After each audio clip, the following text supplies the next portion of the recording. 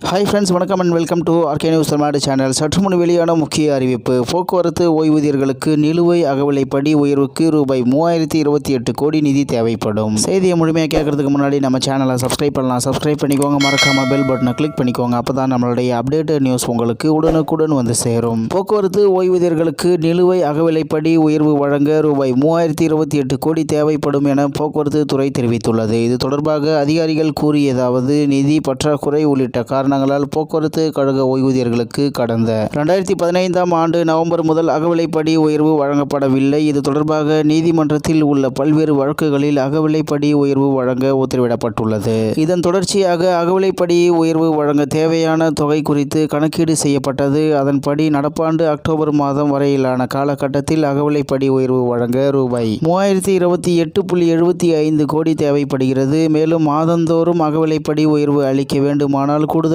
ரூபாய் 73.42 கோடி தேவைப்படுகிறது. இதனை வழங்குவது குறித்து அரசு முடிவு செய்யும் என்று இவ்வாறு அவர்கள் தெரிவித்தனர். இது தொடர்பாக தொழிற்சங்கத்தினர் கூறும்போது, அகவிலைப்படி உயர்வு வழங்குவதற்கு எதிரான அரசின் மேல்முறையீட்டு மனுக்கள் நீதிமன்றத்தால் தொடர்ச்சியாக தள்ளுபடி செய்யப்பட்டு வருகின்றன.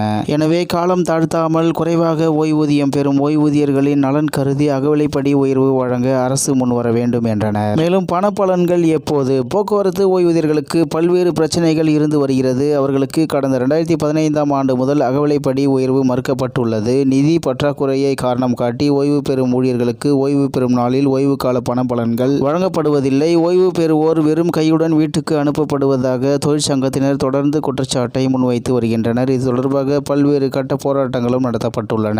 இந்நிலையில் பணப்பலன் வழங்குவது தொடர்பாக தொழிற்சங்கத்தினர் தரப்பில் அரசிடம் கேள்வி எழுப்பப்பட்டிருந்தது. இதற்கு மாநகர போக்குவரத்து கழகத்தின் தலைமை நிதி அலுவலர் அளித்த பதிலில், தமிழ்நாடு அரசு போக்குவரத்து கழக ஓய்வூதிய நிதியத்தின் மூலம் ஆணை பெறப்பட்டவுடன் 2023ஆம் ஆண்டு ஏப்ரல் முதல் ஓய்வு பெற்றவர்களுக்கு பணப்பலன் வழங்க நடவடிக்கை மேற்கொள்ளப்படும் என தெரிவிக்கப்பட்டுள்ளது என்று தகவல் வெளியாகியுள்ளது என்பது குறிப்பிடத்தக்கது. இத்துடன் இன்றைய முக்கிய செய்தி நிறைவு பெறுகிறது. மேலும் இதுபோன்ற செய்திகளை உடனுக்குடன் தெரிந்து கொள்ள ஆர்கே நியூஸ் தமிழ்நாடு சேனலுடன் இணைந்திருங்கள். நன்றி, வணக்கம்.